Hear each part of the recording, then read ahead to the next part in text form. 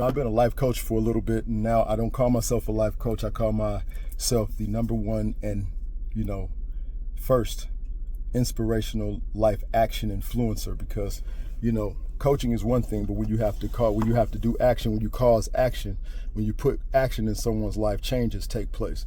So that's what I'm about, that action. You know what I'm saying? So, but in the process, I've realized that I've taken on some clients in my perspective, in my situation, and I realize that a lot of men these days, especially men, unfortunately, men between the ages of 35 and 45 seem to be kind of a little soft in certain areas. Respectfully, I'm not saying I'm the hardest person in the world, but I'm not sure if it's a generational thing or whatnot, but they appear to be tough and strong and talk a good game and everything.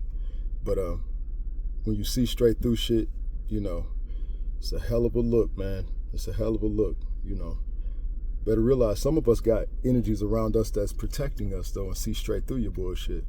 And I don't think you know. I don't think you really, really know how serious this shit is when you playing with certain energy fields. These energy fields are not to be played with. You know what I'm saying? You might want to redirect, reconnect, revitalize, rethink your process when dealing with certain fields of energy, especially those who show you love. You can't be disrespectful. You can't take time off and try to use a physical or an emotional excuse in a spiritual process. It doesn't work too well. That's the reason why I realize it's necessary to separate business from friendship. If you can't have an associate, if somebody thinks that you're all about the business, they only looking at you for business, they don't respect you as a person, especially if you give them things that are stronger than what they could actually even thought of as far as what business is concerned.